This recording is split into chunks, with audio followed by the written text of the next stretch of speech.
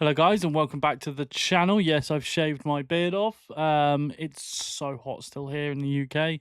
Still going like heat wave after heat wave. It's meant to cool down, but we don't know at this point. How's it going, guys? Hope everyone's doing well. And I've got my ticket to go see Ice Cream Man on Friday. I have no idea what to expect, really, in all honesty, other than an absolute gore fest that we normally get from Eli Roth. And today is a temperature check for his movies and him as a director. I did one for Spider-Man. This one is on Eli Roth. And like I said,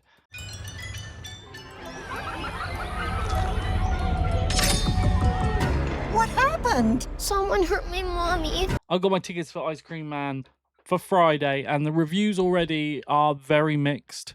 I feel like if you are going in not a fan of Eli Roth, then you might not like this movie because it seems just like it's got his blueprint all over it, right? And from what I've heard, he's inspired by the movies he grew up with. And if you don't know Eli Roth, he's grown up watching a lot of the 80s B movie stuff. Reanimator is one a particular one to mention, and this is inspired by that movie.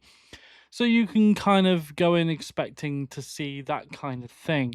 Whether or not it delivers or not in 2026, I don't know. I mean, it looks weird. It looks proper strange. And what's kind of weird is that I wrote a story. Like, I don't know if you guys know, but I published a book called Trauma House. You can check that out in the description below. But I wrote a short that I've never published called Ice Cream. And it's so similar. It's kind of crazy. Now I'm gonna be like having to like not publish it because they're gonna be like, you stole it from Eli Roth. He stole it from me. No, I'm kidding. I'm kidding.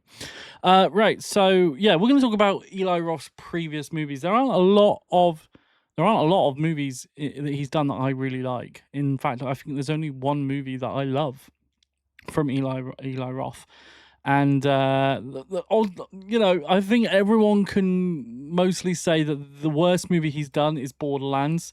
It's based off the game IP, and I'm not a massive fan of Borderlands anyway. I think I've played a little bit the first game, so I'm not a massive fan. But the film, I've watched it once. I'll never watch it again. It is so bad. I didn't like any of the characters. I hated the color palette. I hated everything about the movie. The pacing, the boring plot that seemed to go through I remember the games being more interesting than this, and Borderlands is definitely his worst movie. Let me know in the comments below. Your list is your list, my list is my list. It's going to be different. Next on my list is The House with the Clock in Its Walls, and I watched this one in the cinema and I just didn't like it. It's not aimed at me. It's more of a maybe like a family adventure, with Jack Black being Jack Black, and Jack Black weighed the movie down in my opinion. Kate Blanchett was great in the movie, but not much going on here. I mean, it reminded me of a 90s family movie, but one of the lesser ones, you know. Bit of a weird movie for him, and so was Borderlands, to be fair. He's definitely a horror director that you should stick to horror because his horror stuff is his best stuff. Green Inferno was just fine. I mean, there's the ending ruined it. There's some choices that the character makes, or decisions that happen that I just thought that wouldn't happen. You just end up hating the character, and it just makes the ending makes no sense. The choices that she makes at the end of the movie doesn't make any sense to me, but it is what it is. And it's a very gory movie. It's about cannibals, very much cannibal holocaust sort of film, but a lot more toned down from that movie, of course. But there's still some grim cannibal stuff going on, and maybe you're into that thing, you might enjoy that. But for me, I've seen it before. I've seen it. You know, if you're going for shock value, this wasn't shocking to me, really, in all fairness. The next one on my list is Thanksgiving, which is a very forgettable slasher movie. I didn't enjoy this one. I just switched off.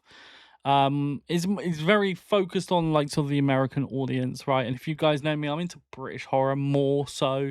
I mean, I'm wearing a Halloween shirt, I know, but I love British horror movies. I've got a British horror movie channel as well. If you want to check that out, The Spooky Brit, I'll leave that in the comments, in the description even.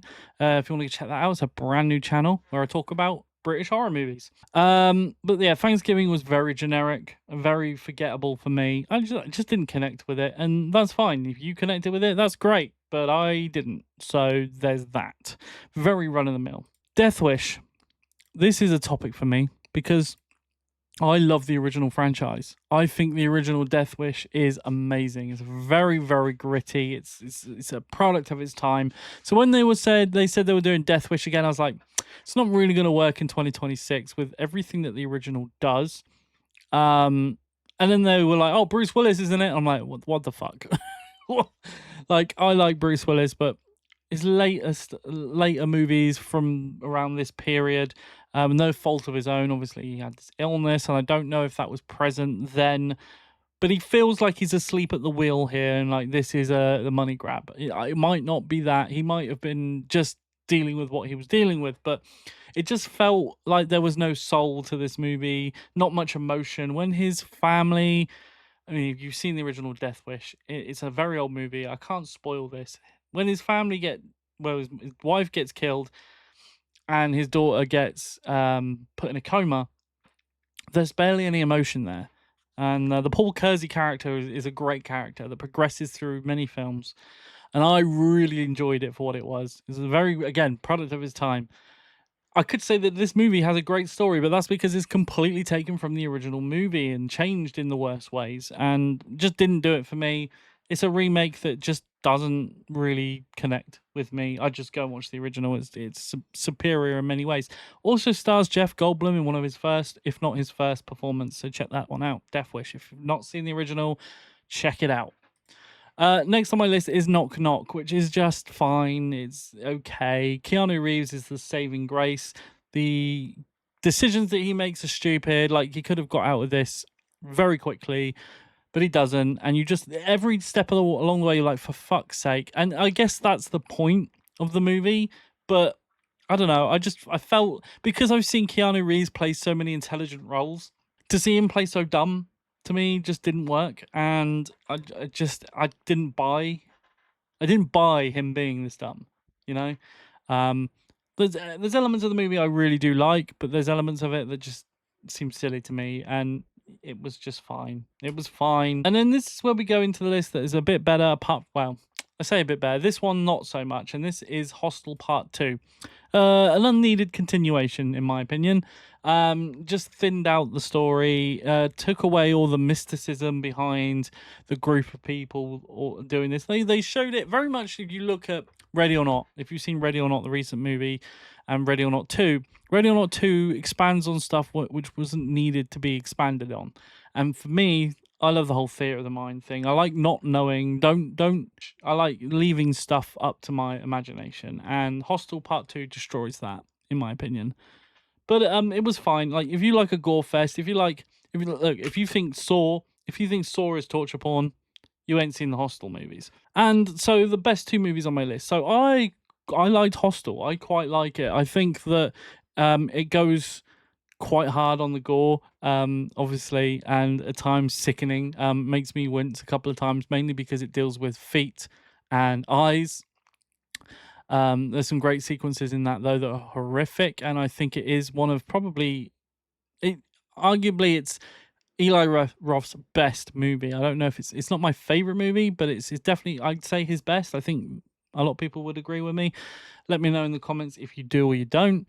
But I think Hostel is, really well done with its gore and its effects, and again takes you straight back to the movies that Eli Roth was influenced by as a director, and it definitely shows here. It's here in spades. It feels like an 80s B movie or at times. I like it. The characters are mildly likable, but yeah, there's some weird stuff in that movie. But my favorite movie by Eli Roth, if you haven't guessed already, is Cabin Fever. I love it. It's the original one. He did executive produce the remake, but I love the first Cabin Fever. It is so good. I love the vibe it goes for. It's really autumnal looking movie with like real deep autumnal color palette, and the direction's great. The acting is questionable, but it doesn't need to be spectacular because it is going for what it actually is. It does what it says on the tin. We get a cabin movie where people get sick and there's a lot of paranoia and there's a lot of just stupid decisions and lots of sex and all that sort of stuff. So it's a good film. It's a good gory film with a good story and reminds you of, you know, a decent 80s movie in a way. Like, it kind of has these elements of 80s B movies that I like. And it's a good time. It doesn't outstay its welcome. It isn't too, it isn't filled with subplots. It just does what it needs to do. In a way, it kind of echoes Evil Dead without the possessed. Like, instead of possession, it's a sickness. And I like that. It's really, really cool. There's some weird ass characters around that kind of remind you of the Chainsaw Massacre movies. It's a great film. I would highly recommend Cabin Fever if you haven't seen it. It's one of my favorite horrors for sure. So yeah, that is my thoughts on Eli Roth. I would say my temperature is, cold. I don't have all that much expectation for Ice Cream Man, but hey, that might be a good thing. I don't know where this is going to end up on my list. If I'm going to predict this, I'm going to probably put it below Hostel 2. I think Hostel 2 is going to be slightly better. I'm not sure on the story, what this will be. From the outline, it seems very familiar to me, at least. I can kind of see what he's trying to do. But who knows? I don't want to give my thoughts out too much or tamper my expectations. I'm going to go in on Friday and I'll let you know when I come out what I thought of Ice Cream Man. Guys, are you looking forward to it? Are you not looking forward to it? Let me know down in the comment section below your thoughts on Ice Cream Man and Eli Roth as a whole. What are you at? Where are you at with his movies and him as a director? There's some other films that he's worked with Quentin Tarantino on. I think it's Planet Terror and stuff like that. I've not seen those movies. He's done a lot of production work on other movies. I just wanted to solely talk about his directorial movies. So, back to your classrooms. Guys, let me know in the comments, and I'll see you real soon in the next one. Take care of yourselves.